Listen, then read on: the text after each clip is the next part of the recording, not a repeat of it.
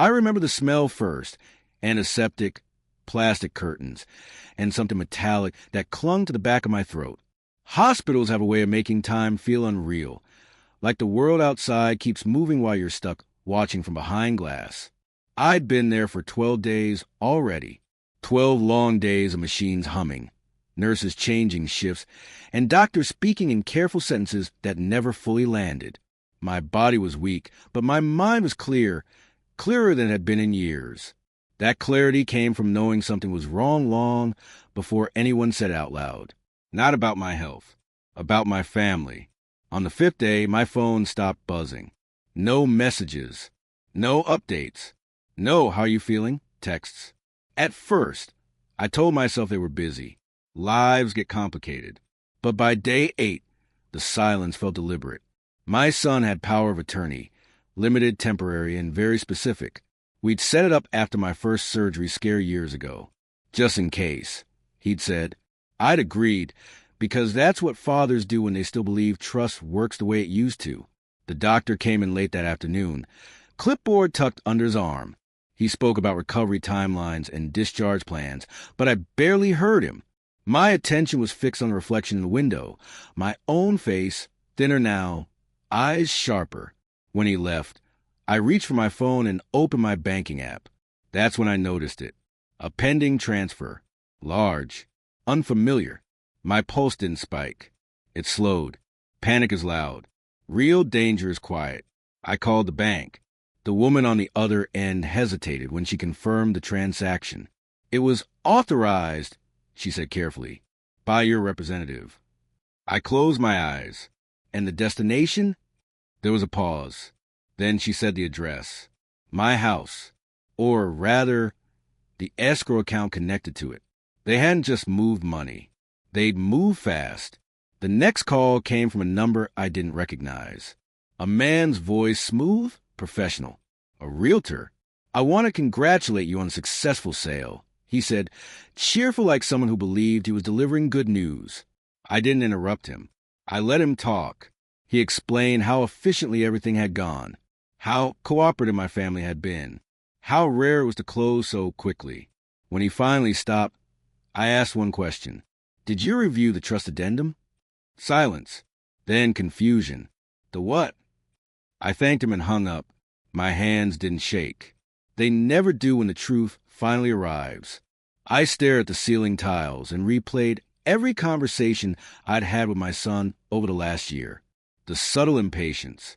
The way he talked about simplifying things. The way my daughter-in-law avoided eye contact whenever money came up. They hadn't waited for me to die. They decided waiting was unnecessary. That night, a nurse noticed I was awake long after lights out. She asked if I was in pain. I told her no. Just thinking, I said. She smiled sympathetically, unaware that thinking was exactly what kept me alive long enough to prepare for this moment. At 2:14 a.m., I opened the notes app on my phone and typed a single sentence. They think they've won. In the morning, my son finally called. His voice was warm, rehearsed. How are you feeling, Dad? I matched his tone perfectly. Better, I said. Much better. He sounded relieved. Too relieved. He told me not to worry about anything, that they were handling things. I asked him directly if the house had been sold. There was a brief pause, not long enough to be suspicious to someone who didn't know him, but long enough for me. Yes, he admitted. It was the right move. I let him explain. About medical bills. About downsizing. About how stressful it would have been for me to manage it all. He spoke like a man convinced he was being reasonable. I waited until he finished. Did you read the clause? I asked. What clause? He replied, annoyed now. I smiled. The one I left behind. He laughed. Actually laughed. Dad, he said, everything was reviewed by professionals. I didn't correct him. Professionals often read what they're given, not what they're supposed to look for. After we hung up, I requested my discharge paperwork early. The doctor was surprised. You're healing well, he said, but you should rest. I nodded. I will, I replied, just not here. By the time I left the hospital, The sale had already been celebrated. I knew that without seeing it. People like them don't move quietly when they think they've secured something permanent. I checked into a small extended stay place across town and opened my briefcase, the one my son hadn't bothered to look through. Inside was a thin blue folder, unassuming, easy to miss, labeled simply, Addendum C.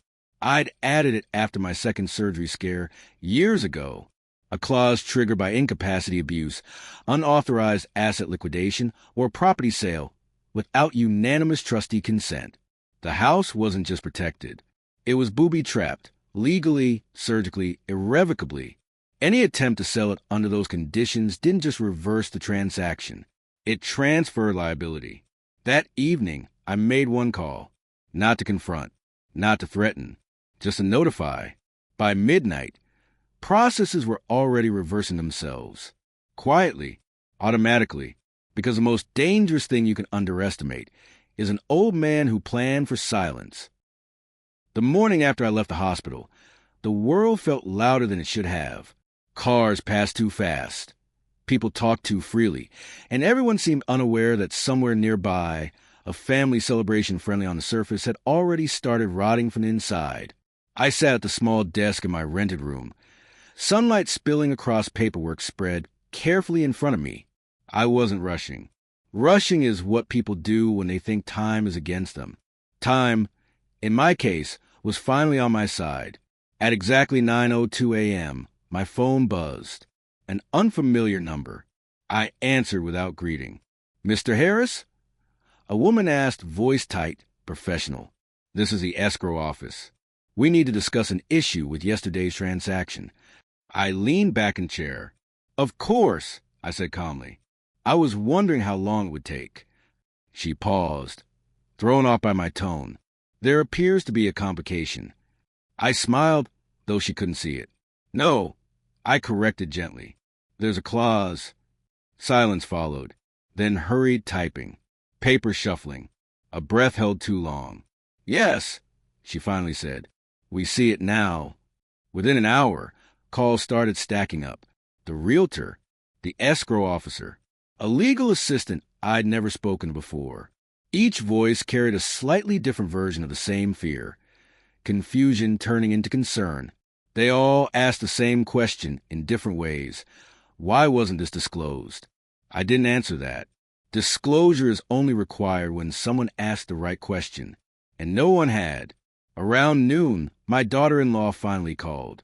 Not my son. Her. That told me everything. She didn't waste time pretending.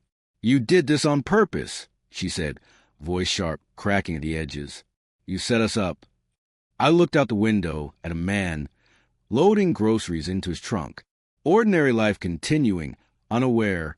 "I set boundaries," I replied. "You crossed them." She laughed bitterly. "You were in a hospital bed," she snapped. "What were you going to do?" I closed my eyes. "Exactly this." She hung up. 10 minutes later, my son called back to back, not giving me time to decline. I answered on the third ring. "Dad," he said, panic finally bleeding through, "the sale is frozen." I said nothing. "They're saying there's personal liability," he continued, "that we may be responsible for damages." I could hear papers rustling, footsteps pacing, his world shrinking. "Did you read the entire trust?" I asked quietly. "Of course," he lied. I waited. He swallowed. "No," he admitted. "They said it was standard." By late afternoon, the celebration they planned was unraveling. I didn't need to be there to know. People don't invite guests when lawyers start canceling things. The buyers were furious, threatening legal action, demanding explanations. And every explanation led back to the same sentence. The seller did not have authority. Authority. Such a small word for something people gamble entire lives on.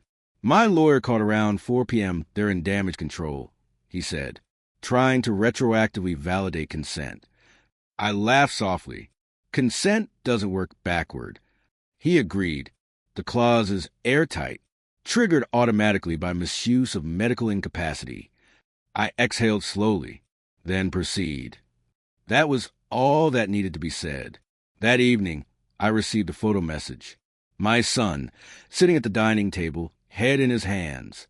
Documents spread everywhere. No caption, no explanation. Just desperation disguised as transparency. I didn't reply. Not because I didn't care, but because care is what they'd mistaken for permission in the first place. The next morning brought consequences with teeth. Notices were issued. The sale was not just reversed, it was flagged. That meant investigations. That meant questions no one wanted to answer. How had consent been verified? Why was medical incapacity used as leverage? Why were funds moved so quickly? Each question peeled away another layer of their confidence. My daughter-in-law sent a message just before noon. We need to talk. Please. I read it once, then archived it. Talking was something we'd already done. They just hadn't listened when it mattered. I spent the afternoon walking slowly through a park near the rental, watching leaves shift in the breeze. Planning had always calmed me. Not revenge, resolution. By nightfall, my lawyer confirmed what I already knew. They're exposed, he said, financially, legally, and socially. I nodded. And the house? Untouched, he replied. Still yours. Always was. I smiled then, not because I'd won, but because the illusion they'd built had finally collapsed under its own weight. I went to sleep knowing one thing for certain. They weren't sleeping at all. The third phase always reveals more than the first two. Shock creates noise. Fear creates movement. But pressure? Pressure creates truth. By the time the sun rose on the third day after the sale collapsed, the truth was already leaking through cracks they didn't know existed. I woke early not because I was anxious, but because habit is stubborn. I made coffee, opened my laptop, and checked the quiet updates rolling in from my lawyer's office. No alarms, no emergencies, just confirmations. When things are truly working in your favor, they don't demand attention. They simply proceed. At 8:41 a.m., the first formal inquiry was filed. The escrow company wanted written clarification. The buyer's attorney requested documentation. The bank flagged the transferred funds as conditional. Conditional is a polite word for frozen. That meant the money they'd already mentally spent was now untouchable. No vacations, no upgrades, no escape routes. Just numbers sitting still, waiting to be reclaimed by reality. I didn't call anyone. I let the system do what it was designed to do. Systems don't care about family. They don't care about intentions. They care about process. And process was finally on my side. By mid-morning, my son showed up unannounced.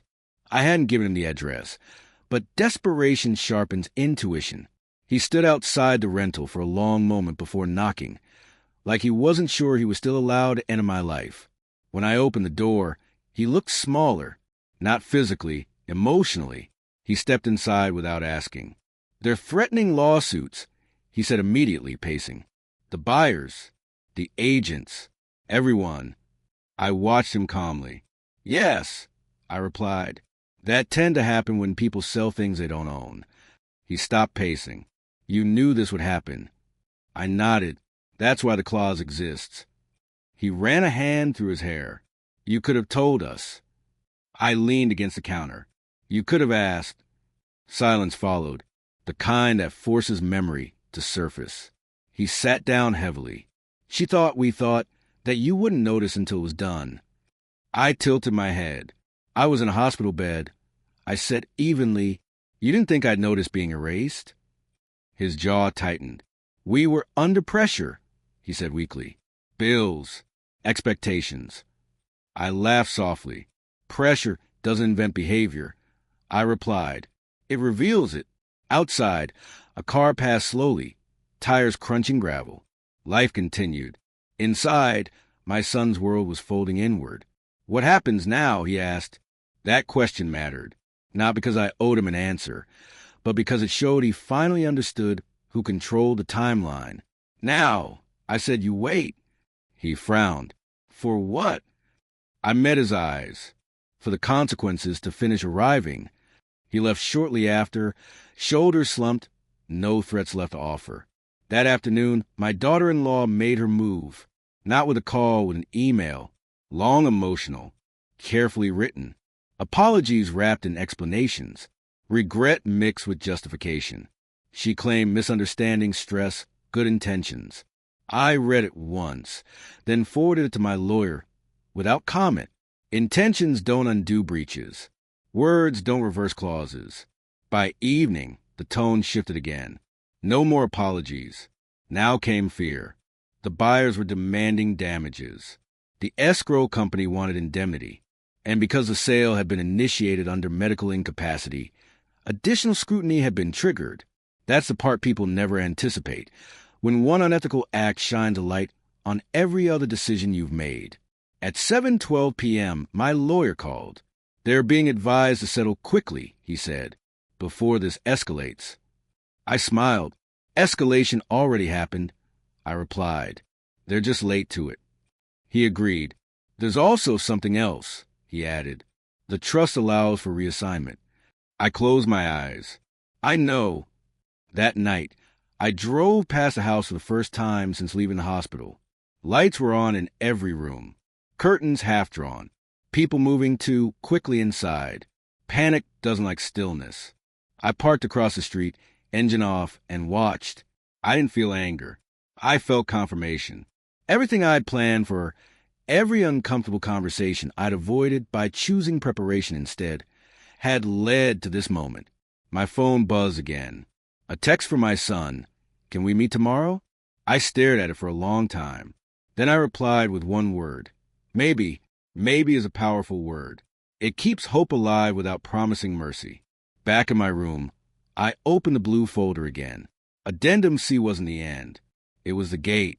What came next depended on how they behaved under pressure. People show their true character not when they're winning, but when they're cornered. And by now, my family was running out of corners. I turned off the light and lay in bed, listening to the quiet hum of the building. Somewhere across town, lawyers were working late. Phones were ringing. Arguments were being had behind closed doors. And for the first time since waking up in that hospital room, I wasn't the one waiting. They were. By the fourth day, the narrative had fully escaped their control. The kind of control people think they have when they move quickly, sign papers, and congratulate themselves for being decisive. But speed without authority is just theft with better stationery. I woke before sunrise again, not from worry, but from a quiet certainty that something irreversible was already unfolding. I checked my phone. 3 missed calls. All from my son. No messages. When people stop leaving messages, it means they're afraid of what they might say if you let them speak. I made coffee and sat by the window, watching early commuters rush past with purpose I didn't envy. At 7:46 a.m., my lawyer sent a brief update. Buyers filed intent to pursue damages. Escrow requesting indemnification. Title insurer backing out. I read it twice, then set the phone down. This was the moment most people imagine as victory. I didn't. Victory is noisy. This was something else. This was gravity. Mid-morning brought the meeting my son had asked for. We met in a quiet cafe halfway between my rental and the house. Neutral ground. He arrived early, sitting stiffly, coffee untouched. When I sat down, he didn't look up at first. They're saying this could get criminal, he said finally. His voice wasn't angry anymore. It was stripped. Medical exploitation, he continued. Misrepresentation. I nodded slowly. That's what happens when you confuse convenience with consent. He looked at me then, eyes red, jaw tight. You're really going to let this destroy us? The question landed hard. Not because it was unfair, but because it revealed how little he still understood. I'm not letting anything happen, I replied evenly. I'm not doing anything at all. I planned. You acted. He shook his head. We didn't think it would go this far. I leaned forward slightly. You sold my house while I was hospitalized. I said quietly. How far did you think it would go? He had no answer. People rarely do when confronted with the full weight of their own choices. He told me his wife hadn't slept, that the buyers were furious, that their friends were starting to ask questions. I listened without interruption. Listening doesn't mean agreeing. It means letting people reveal how much they care about consequences only after they arrive. What do you want? He asked finally. I took a long breath. I want distance, I said, and I want compliance. He frowned. Compliance with what? I looked him in the eye. With reality. That afternoon, the first formal demand letter arrived, addressed to them, not me. The buyers wanted damages for lost opportunity, moving costs, legal fees. The amount was staggering. I didn't need to see the number to know it would hurt. This is a part no one plans for, when one unethical shortcut triggers a dozen honest penalties. By evening, the escrow company issued a second notice, this one colder. They wanted indemnification for their exposure. Translation, someone was going to pay, and it wasn't going to be me. My daughter-in-law finally broke her silence that night with a voicemail. Her voice shook, but the words were precise. She asked for forgiveness. Then she asked for help. Those are two very different requests. Forgiveness is personal. Help is transactional. I deleted the message after listening once. Not out of cruelty, but because responding would only blur lines I'd drawn years ago for moments exactly like this. The next morning, the house changed again. Not physically, symbolically. Utilities were flagged. Accounts paused. Title access restricted. Every system that once moved freely now required verification. Authority doesn't announce itself. It simply denies access. I drove past the house late that afternoon and saw the blinds closed, lights off. The place looked smaller, heavier, like it was holding its breath. I didn't stop. I didn't need to. That night, my lawyer called with new development. The trust allows reassignment of beneficiary rights, he said carefully, under these conditions. I already knew what he was going to say. I'd written it. Proceed, I replied. There was a pause. You're sure? I smiled. I've never been more sure of anything. By midnight, the final notice was prepared. It wouldn't be served immediately. Timing matters. Consequences land hardest when people think the worst is already past. I slept deeply that night, not because things were over, but because they were finally aligned.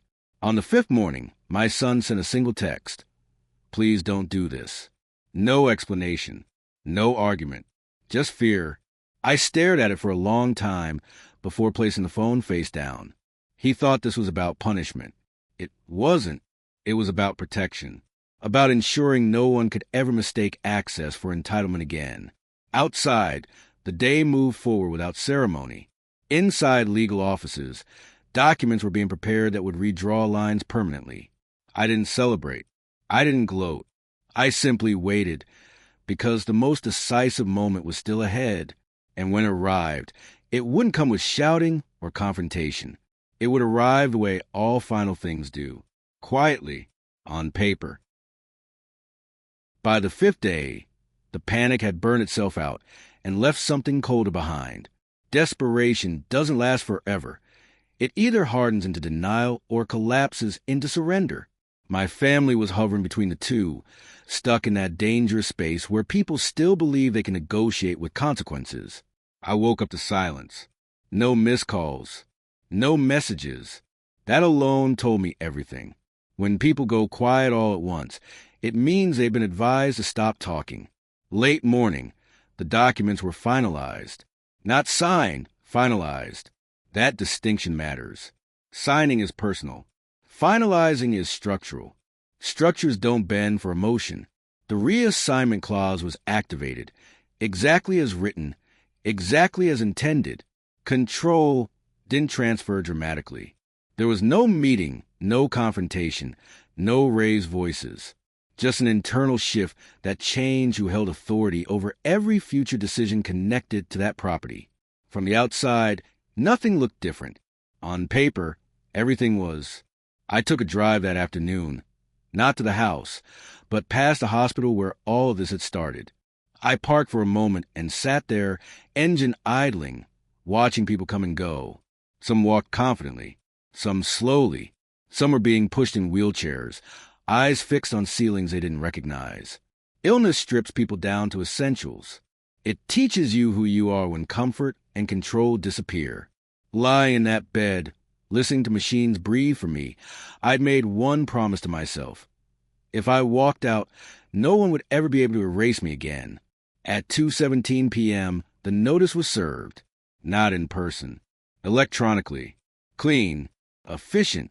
My son received it first. Then my daughter-in-law. Then their attorney. The buyers were notified minutes later. The order was deliberate.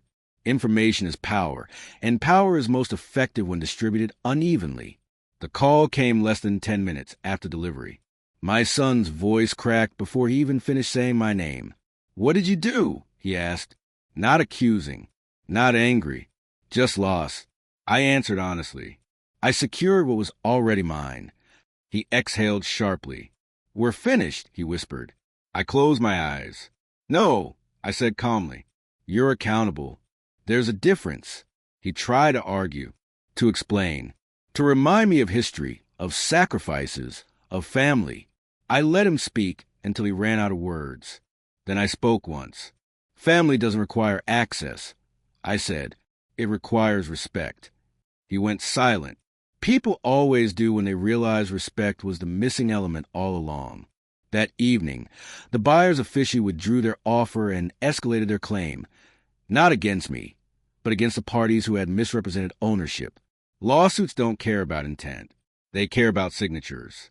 And every signature on that sale belonged to someone who had assumed authority instead of confirming it. My lawyer called again.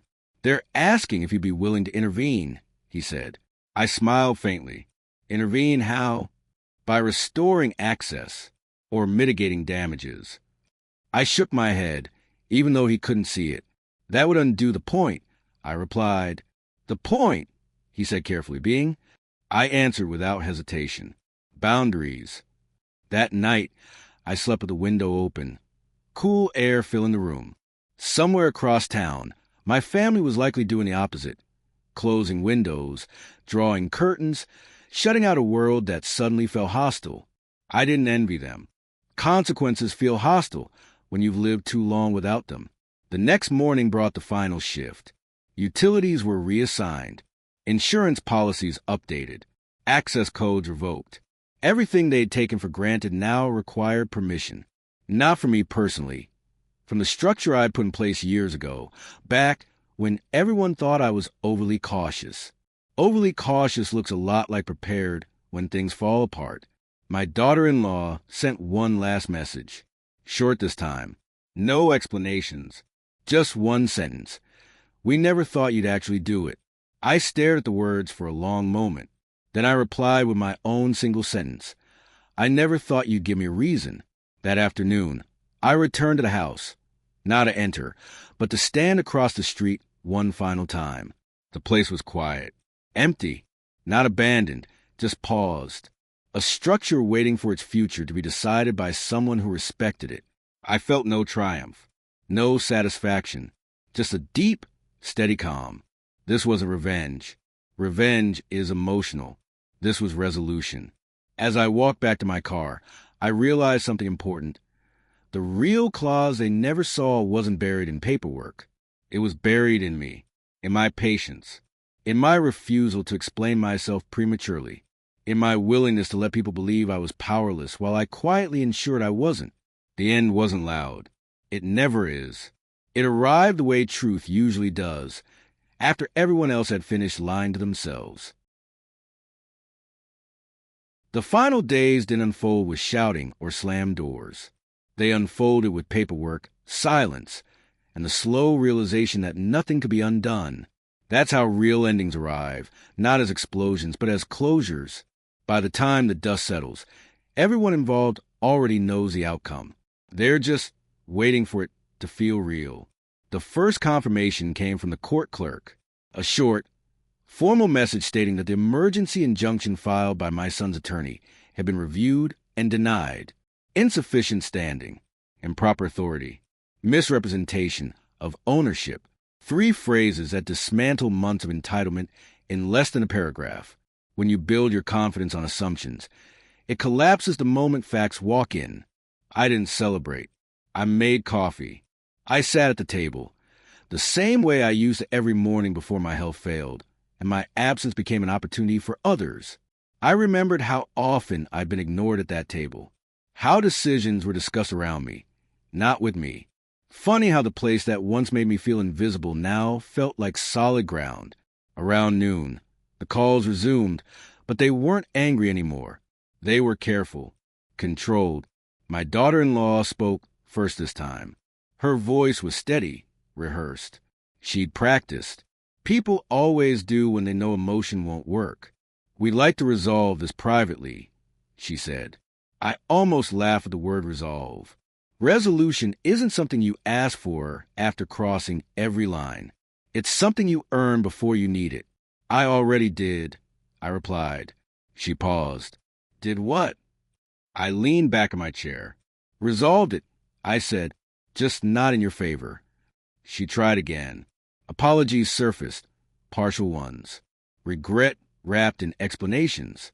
Stress, pressure, fear, all the usual disguises people wear when accountability knocks. I listened politely. When she finished, I spoke slowly. "You didn't misunderstand me," I said. "You underestimated me." Silence followed. Then the line disconnected. By the end of the week, the legal consequences were no longer theoretical. The buyers demanded compensation. The bank froze secondary accounts. The utilities company launched an investigation. Every shortcut they'd taken became a record. Every assumption became evidence. This wasn't punishment delivered by me. It was gravity doing its job. I received one final visit request through my lawyer. My son wanted to meet, in person, neutral location. No attorneys present. I agreed not because I owed him, but because closure doesn't always come from distance. Sometimes it comes from clarity. We met at a quiet cafe. He looked older, not age diminished. Confidence does that when it evaporates too quickly. He didn't order anything. Just sat across from me, hands folded, eyes searching my face for something familiar. Maybe forgiveness. Maybe permission. Maybe the version of me that used to fix things for him. "I never thought you'd shut us out," he said. I stirred my coffee. "You shut yourselves out long before this." I replied, "You just didn't notice because the door was still open." He asked if there was any way back. "Not to the house, to us." I considered the question carefully. "That depends," I said, "on whether you're asking because you're sorry or because you're afraid." He didn't answer. He didn't need to. The silence did it for him. I stood up, placed a few bills on the table. "This is where it ends," I said calmly, not with anger, with boundaries. He nodded, tears threatening but contained. I walked away without looking back. Some relationships don't need a dramatic ending. They need a firm one. Weeks passed. The house was reassigned properly, managed professionally, protected. It became something neutral again, not a weapon, not a prize, just a home. I visited once, alone, walked through empty rooms, ran my hand along the doorframe where I'd once measured my son's height as a child. Memory doesn't disappear when trust breaks. It just changes shape. Standing there, I understood the full weight of what had happened. They hadn't just tried to take property. They'd tried to rewrite my relevance, to treat my absence as permission, to mistake my silence for surrender. And that was a mistake that cost them everything. I locked the door behind me and handed the keys to the property manager. As I walked away, I felt lighter. Not because I'd won, but because I no longer needed to explain myself to anyone who'd already decided I didn't matter. The clause they never saw wasn't clever. It wasn't secret. It was patient, written by a man who understood that power doesn't announce itself. It waits. It watches. And when the moment comes, it moves quietly and permanently. I survived the hospital. I survived the betrayal. And I emerged with something far more valuable than revenge: control. Because the truth is simple. They changed the locks. They laughed. They celebrated too early. And I let them.